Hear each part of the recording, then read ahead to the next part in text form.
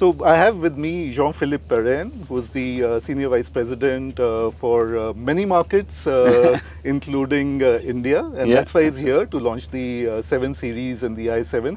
Actually, 7 Series includes the i7 because it's one of the powertrains that the 7 Series offers, the electric Absolutely. one, in addition to the diesel and the petrol.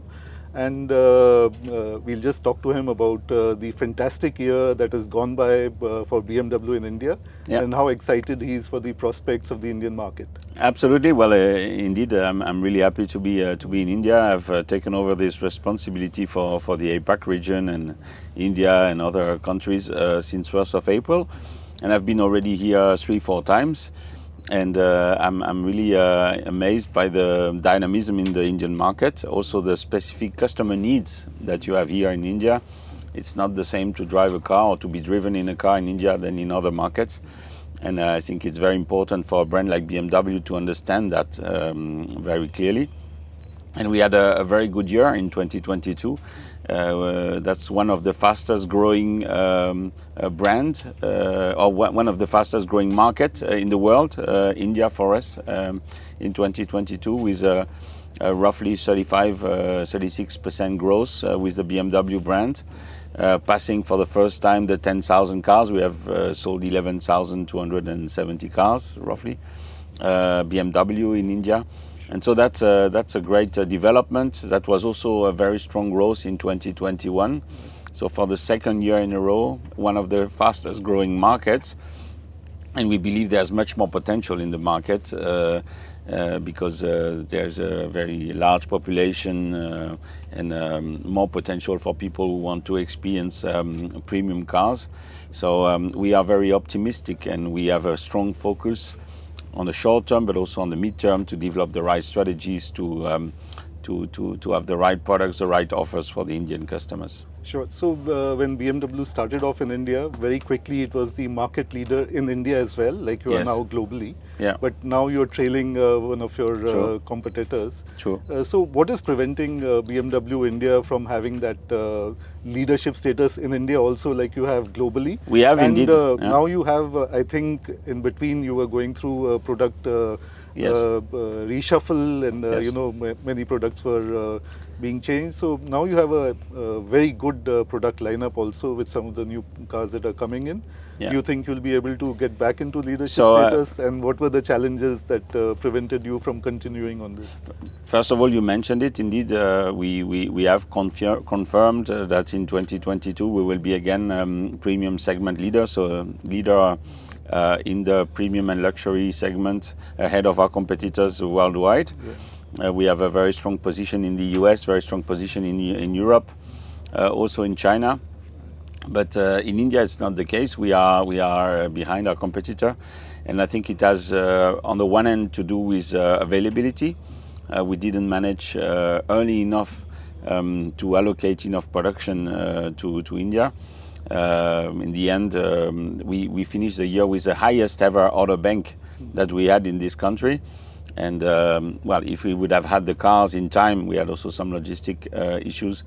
We could have challenged maybe more the status quo. That's one thing. The second thing is India requires a very strong focus, strategic focus from our product people. We see, for example, that specific models like the 3 Series Grand Luxury are very, very successful, are leaders in their segment because they offer the right specifications to the customers. And we have to take a special care to the needs of the Indian customers. It's a relatively small market for BMW still, even if it's growing very fast. But we have to give that attention, that focus, and that's what I'm doing right now, to be able to develop the right strategies so that we recover and reclaim that throne in the future. And I think we have good plans to be able to recover that step by step. But we want to grow in a profitable way.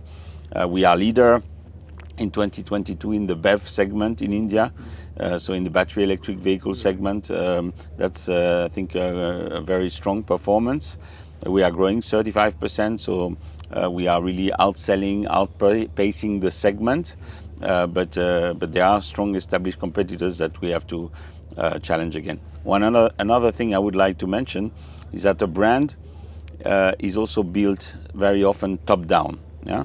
That means that the launch of the new 7 Series that you see here behind me, of the new i7, these are extremely important symbols and launches to claim for leadership. Because if the people who influence other potential buyers in the country understand that this is the new benchmark in the luxury class, if the press says it, and it says it everywhere in Germany, comparing it to the S-Class, for example, then I think our customers will say, well, the successful brand in the luxury segment, that's BMW.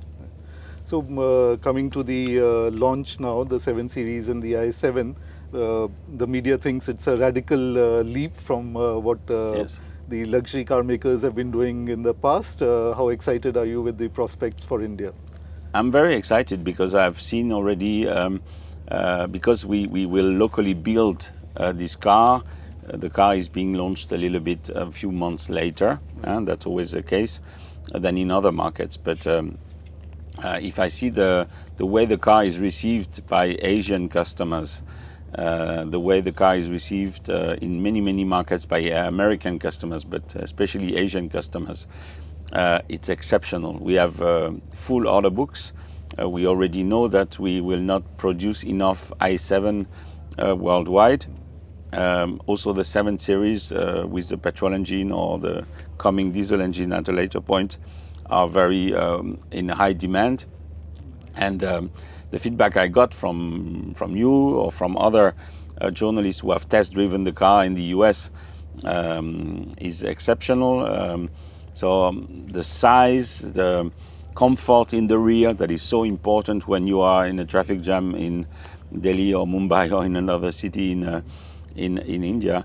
The comfort is in the rear is unique. That was maybe not our main strength, but I think here we are really setting new benchmarks. And not only in terms of interaction with theater screens or other elements, but just in terms of rear seat comfort, for example. So I think this added to the excellent driving dynamics that the car keeps, it's one of the, if not the best package on the market today. And I think we have very motivated also partners, retail partners, dealers, strong network in India. So we have everything to be successful with this car. So that brings us back to the question, there will be demand for these vehicles that you've launched, but will you be able to supply it? How high is India on the priority list No, we for want headquarters? And I mean, last year was a really bad year because there were so many people who wanted your high-end SUVs, but they were none available, or the waiting times were just too long. And if they were able to get other competitive vehicles, even if they weren't the first choice, they went in for that. So will the situation ease out a little? And I think you know unfortunately the world is unpredictable at the moment. Who had expected to have the COVID situation we were in, then the war in Ukraine, then again the COVID situation now in China. That's really and I know from the experience or the feedbacks I get from China is that a lot of people are sick. So it can be that on the factories, on the production lines, there will be maybe people not present. So there will be again disrupting factors, but we hope that the situation will improve. India is one of the fastest growing markets, one of the top 2, 3, 4 fastest growing markets in the world. So for sure we want to serve our customer there, we want to take the opportunities. In the end we have outpaced the segment, so we reacted, maybe not fast enough, but I think that's not so bad in India for 2022. And we will make sure that especially the 7 Series, you know, and the i7 is a car for these markets, for the Asian markets, for India, because of its size. It's less a car for Europe, and because of its presence as well.